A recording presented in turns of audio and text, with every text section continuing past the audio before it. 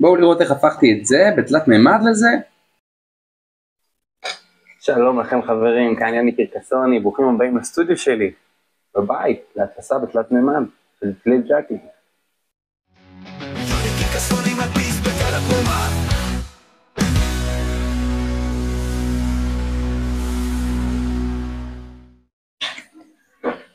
אז אני מדפיס קליי ג'אגלינג בתלת מימד, כל מיני כלים, וכחלק מהדברים אני גם מדפיס כל מיני דברים קטנים שיוצאים לי,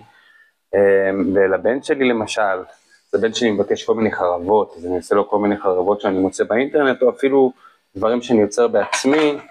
ואני פשוט מייצר לו אותם, זה מחומר קשיח, ויש פה עוד כל מיני דברים שאני מייצר לו, כמו סתם לפעמים דינוזאורים חמודים, זה מחומר גמיש, שזה יכול להסתובב ככה, או אפילו צ'ארמנדר, ואפילו את הדבר הגדול הזה, וואו וואו וואו וואו, כן, זה כמו איזשהו, גם מחומר גמיש, אז הוא לא יכול להישבר, זה מאוד נחמד, וגם דברים שכולנו מכירים, כמו למשל כל השטויות האלה שנכנסות ויוצאות אחת בשנייה, זה נחמד מאוד, אבל לא הדבר שאני הכי אוהב להדפיס, גם למשל דמויות מאוד מגניבות, וינשוף לוחם. ואתמול הוא ביקש ממני לעשות את הסמל של באטמן, ועשיתי לו, מצאתי את זה באינטרנט,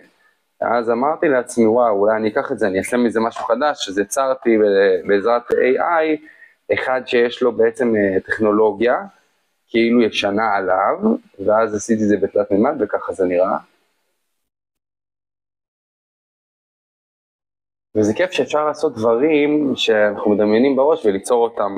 בתלת מימד בבית שלנו, זה פשוט חוויה מטורפת בשבילי, היכולת ליצור דמיון למציאות. אז זה חלק קטן, כמובן שלרוב אני עושה קליי ג'אגלינג, למשל עכשיו אני עושה הרבה טבעות, אז יש כל מיני טבעות ג'אגלינג פה, ממש הרבה סוגים של צבעים, וזה מעולה, כי זה טבעות גם שלא יכולות להישבר, וגם זה טוב לילדים, אז באמת נהדר, אני יוני קרקסוני, שמחתי שהייתם פה, אנחנו נמשיך עם הסדרה הזאת של הסטודיו ועוד דברים,